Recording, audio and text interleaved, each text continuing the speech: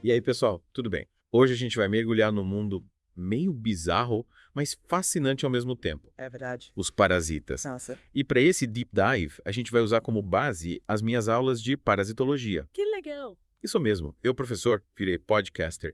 E para me ajudar nessa aventura microscópica, tenho aqui a Paola, que, coitada, sobreviveu bravamente às minhas aulas. E é verdade, eu sobrevivi.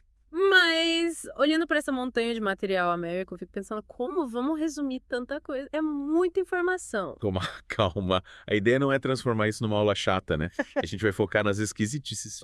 Nos casos mais inacreditáveis, nas coisas que fazem a gente pensar a natureza pirou de vez. O que você acha? Concordo.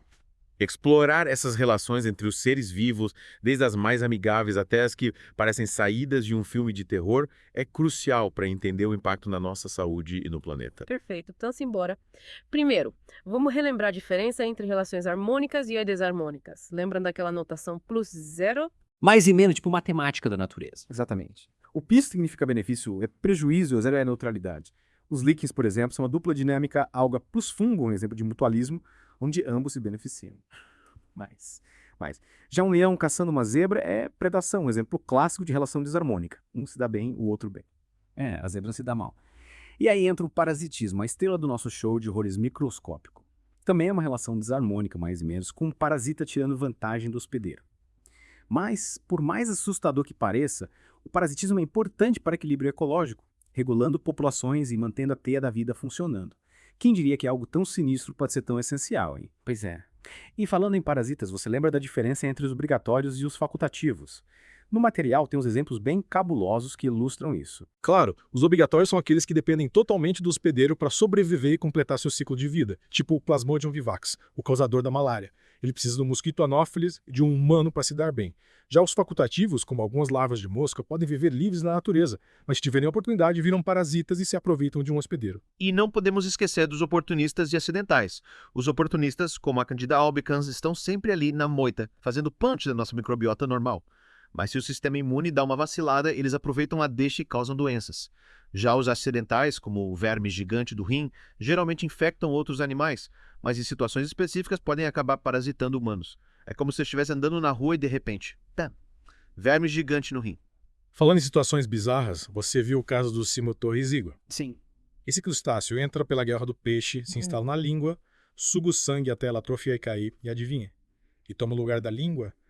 É ou não é um parasita com estilo? Que upgrade, hein? A natureza realmente tem cada uma. Mas voltando aos ciclos de vida, você pode explicar a diferença entre ciclos monóxinos e heteróxinos. A Giardia de Alamblia, figurinha carimbada aqui no Brasil, é um ótimo exemplo para ilustrar isso. Com certeza. Nos ciclos monóxinos, o parasita precisa de apenas um hospedeiro para completar seu ciclo de vida, tipo a Giardia lamblia, que causa giardíase, uma infecção intestinal que pode dar aquela dor de barriga e diarreia. Já nos ciclos heteróxinos, o parasita é mais exigente e precisa de 2 ou mais hospedeiros. A esquistossomose, causada pelo Schistosoma mansoni, é um exemplo clássico. O parasita precisa do ser humano e de caramujos de água doce para completar sua jornada. É como um mochileiro aventureiro que precisa de vários destinos para se sentir realizado. E já que falamos de parasitas que precisam de carona, não podemos esquecer do Toxoplasma gondii, o protozoário responsável pela toxoplasmose. Ele tem um ciclo de vida complexo, com o gato como hospedeiro definitivo e vários outros animais, incluindo nós, como hospedeiros intermediários. O mais assustador é que o toxoplasma pode influenciar o comportamento dos hospedeiros. Ele faz com que ratos percam o medo de gatos, tornando-os presas fáceis. É como se ele hackeasse o cérebro do rato. E tem estudos que sugerem que a toxoplasmose pode estar relacionada a alterações comportamentais em humanos, aumentando o risco de acidentes e até de doenças mentais, como a esquizofrenia. É de arrepiar, né? Um bichinho microscópico manipulando o comportamento de animais, inclusive o nosso. Mas voltando ao Brasil, vamos falar da esquistossomose, uma doença que, infelizmente, é bem comum por aqui. Como você mencionou, ela é causada pelo Schistosoma mansoni. Os sintomas variam bastante, desde coceira e erupções cutâneas no início, até problemas mais graves, como aumento do fígado e do baço.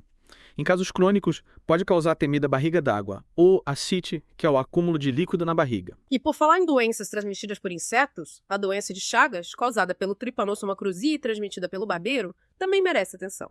Os sintomas são bem variados, indo desde febre e mal-estar na fase aguda até problemas cardíacos e digestivos na fase crônica. A prevenção é fundamental, tanto para a doença de Chagas quanto para a esquistossomose. Evitar contato com água contaminada, manter a higiene em dia e combater o barbeiro são medidas essenciais. E já que estamos falando de doenças sérias, a malária, causada pelo protozoário Plasmodium e transmitida pelo mosquito Anopheles, é outra que exige cuidado. Ela causa febre alta, calafrio, dor de cabeça e, em casos graves, pode levar a anemia, convulsões e até coma. A prevenção, com mosquiteiros, repelentes e o combate ao mosquito, é crucial, principalmente em áreas de risco. E o que dizer da tênia, aquele verme gigante que pode morar no nosso intestino, credo. Existem 2 tipos principais. A Taenia solium, transmitida pela carne de porco mal cozida, e a Taenia sagenata, transmitida pela carne bovina mal cozida. É de dar água na boca ou não? Exato. E além da teníase, que é a infecção causada pela tênia adulta no intestino, tem a cisticercose, causada pelas larvas da tênia no corpo humano.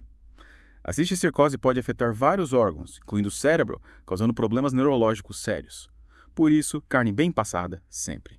E a elefantise, causada pela filária Wuchereria bancroft, transmitida por mosquitos, também é um problema sério. Ela causa um inchaço crônico nas pernas, braços e escroto, que pode levar a deformidades e incapacidade. O tratamento é longo e complexo e a prevenção combatendo o mosquito transmissor é fundamental. Ainda bem que temos a oportunidade de falar sobre essas doenças e como preveni-las. E já que estamos no mundo dos parasitas, lembra do loa-loa, aquele verme que se instala nos olhos? É de chocar. Imagine um verme se mexendo debaixo da sua pálpebra. De arrepiar. E falando em parasitas que controlam o comportamento dos seus hospedeiros, você já ouviu falar do fungo Cordyceps. Ele infecta insetos como formigas e as transforma em zumbis, controlando seus movimentos. Sabia que o Cordyceps inspirou a série The Last of Us? A série mostra um mundo pós-apocalíptico dominado por zumbis infectados por um fungo que controla seus corpos. Ficção ou realidade? A natureza nos mostra que essa linha pode ser bem tênue. Verdade. E por falar em histórias que parecem ficção, você acredita que o canibalismo, a prática de comer indivíduos da mesma espécie, já foi relatado em humanos? Sim, infelizmente. O caso mais famoso é do curu, uma doença priônica que afetou tribos da Nova Guiné, que praticavam canibalismo ritualístico. O curu causava danos neurológicos graves, levando à morte. E por falar em prions. Prions. Essas proteínas infecciosas são mistério da ciência. Elas causam doenças neurodegenerativas fatais, como a doença da vaca louca em animais e a síndrome de Creutzfeldt-Jakob em humanos. O mais intrigante é que os prions não têm DNA ou RNA, como vírus e bactérias. Eles se replicam de um jeito totalmente diferente, induzindo proteínas normais a se dobrarem de forma anormal. É como se fosse uma corrente do mal se espalhando pelo corpo. É fascinante e assustador ao mesmo tempo. E o pior é que não existe cura para as doenças priônicas. Elas são progressivas e fatais. Para finalizar nossa jornada pelo mundo dos parasitas e das relações entre seres vivos, que tal falarmos sobre o mutualismo e o comensalismo. Exemplos de relações harmônicas que mostram que nem tudo é só parasitismo e competição na natureza. O mutualismo é uma relação onde ambas as espécies se beneficiam. Um exemplo clássico são as bactérias do nosso intestino, que ajudam na digestão e absorção de nutrientes, enquanto nós fornecemos abrigo e alimento para elas. É uma troca justa. Já o comensalismo é uma relação onde uma espécie se beneficia sem prejudicar a outra. Um exemplo são as bromélias, que crescem nos troncos das árvores, obtendo suporte e acesso à luz solar sem prejudicar as árvores. É como um vizinho que não te incomoda e ainda